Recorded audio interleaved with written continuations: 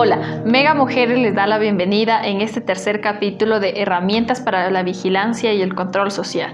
Recuerdan que en el primer capítulo habíamos revisado de manera breve 4 de los mecanismos que son comúnmente utilizados para ejercer el control social. Estos eran veedurías ciudadanas, observatorios ciudadanos, defensorías comunitarias y comités de usuarios. Si bien debo mencionar e introducir que existe la Ley Orgánica de Participación Ciudadana donde estipula cada uno de los mecanismos mencionados, su conformación, sus atribuciones, la forma de cómo se debe operativizar alguna de las gestiones para su acreditación y que el Consejo de Participación Ciudadana y Control Social es el responsable de promover la participación y el control de la ciudadanía. No obstante de aquello, los ciudadanos, las organizaciones sociales tienen el pleno ejercicio de participación en el marco de un Estado democrático de poder ejercer sus derechos más allá de la burocratización que puede existir de los mismos. En ese sentido, la invitación es hacia aquello, ejercer los derechos de participación, hacer uso de los mecanismos, conformarse, agremiarse, el hecho que permita poder vigilar el control público, los actos del control público para mejorar la política pública en este país y la eficiencia de las mismas. Ahora bien, vamos a empezar con el primer mecanismo de control social. El primer mecanismo de control social son las veedurías ciudadanas. ¿Qué es una veeduría ciudadana? Una veeduría ciudadana permite que un conjunto de ciudadanos puedan vigilar, fiscalizar y controlar la administración y la gestión de lo público. Este espacio funge como un lugar, un espacio democrático e inclusive de diversidad de representación porque permite que varios actores puedan vigilar la gestión de las instituciones como de sus principales autoridades.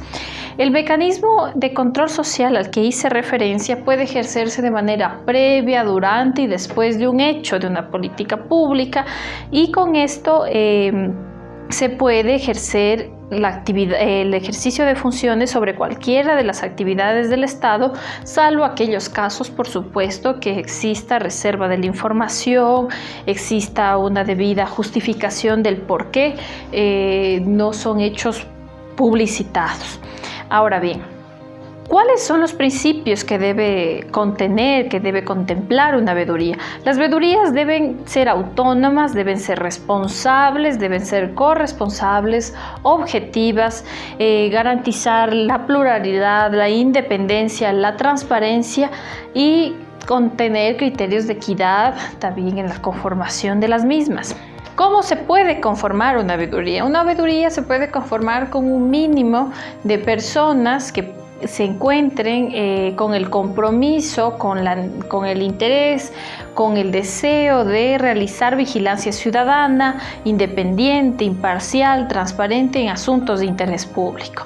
Hay que comprender que se debe mantener una responsabilidad para hacer un uso de un mecanismo como este, porque aquí tiene la posibilidad de realizar recomendaciones, observaciones escritas ante las autoridades, ante las instituciones, sobre cómo debe mejorarse la ejecución de un presupuesto, de un plan, de un programa, de una política pública, permitiendo la mejora en la administración pública y el accionar de las autoridades. ¿Qué funciones principales son las que tiene una veeduría ciudadana?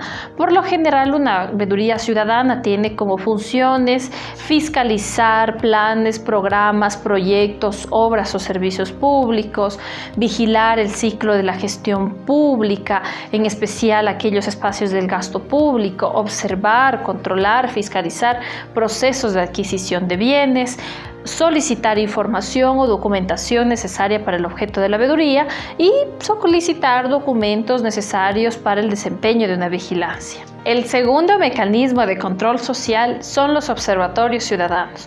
Los observatorios ciudadanos son un mecanismo de control para realizar diagnóstico, seguimiento técnico, independiente, impulsar, evaluar, monitorear el cumplimiento de una política pública y temas de manejo en lo público susceptibles de ser intervenidas y solucionadas por el gobierno y también de la participación de la sociedad civil. Un observatorio ciudadano tiene la capacidad de identificar y analizar problemáticas en la implementación de una política pública o de la existencia de la misma, generando propuestas que le permitan incidir, que le permitan corregir, asesorar en el diseño, en la implantación, la formulación, la evaluación de las políticas públicas, así como sus planes, proyectos y programas. ¿Qué características debe tener un observatorio ciudadano? Un observatorio ciudadano debe ser independiente y autónomo. ¿Esto qué le permite? Le permite que tenga absoluta libertad para decidir por sí mismo sobre las acciones que pretende ejercer, que pretende realizar, y por ello es preferible, es adecuado, por un asunto ético también, que no tenga una relación directa, una relación de dependencia con el objeto a ser observado. Otro de los temas importantes es que debe ser de interés público, de interés colectivo. Esto permite que las instituciones públicas, el sector público, la administración pública mejore su eficiencia, su eficacia y la administración a través de la cual ejerce el liderazgo sobre las instituciones. Debe ser un espacio que no tenga ánimo de lucro, que su actividad cívica, su actividad ciudadana no le genere un lucro a través del cual se beneficie de manera privada, de manera personal, a través de un espacio que pretende ser de beneficio social, de beneficio colectivo.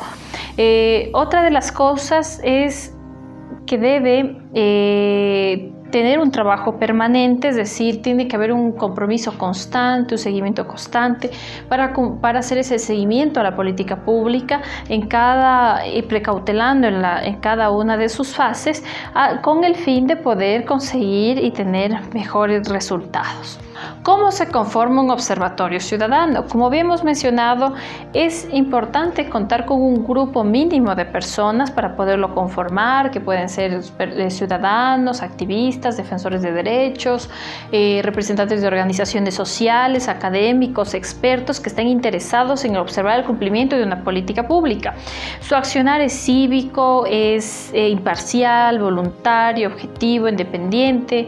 Debería contener una estructura organizativa que le permita poder inclusive gestionar su trabajo, mantener una agenda, mantener un programa y por supuesto delimitar el objeto de estudio de la política de la cual quisiera observar. Se sugiere también que un observatorio ciudadano pueda elaborar un diagnóstico sobre el terreno, sobre el espacio sobre el cual va a partir, es decir, qué es lo que ha encontrado del objeto de lo que va a estudiar, realice un mapa de actores en el cual se identifiquen cuáles son los actores que participan en la política pública a ser estudiada, no gubernamentales, autoridades públicas, que también pueda este mapa de actores coadyuvar al cumplimiento del objetivo planteado, también elaborar un plan de trabajo, un cronograma, establecerse objetivos, acciones, estrategias, un presupuesto, establecer responsables y también los resultados que busca conseguir con este mecanismo de control.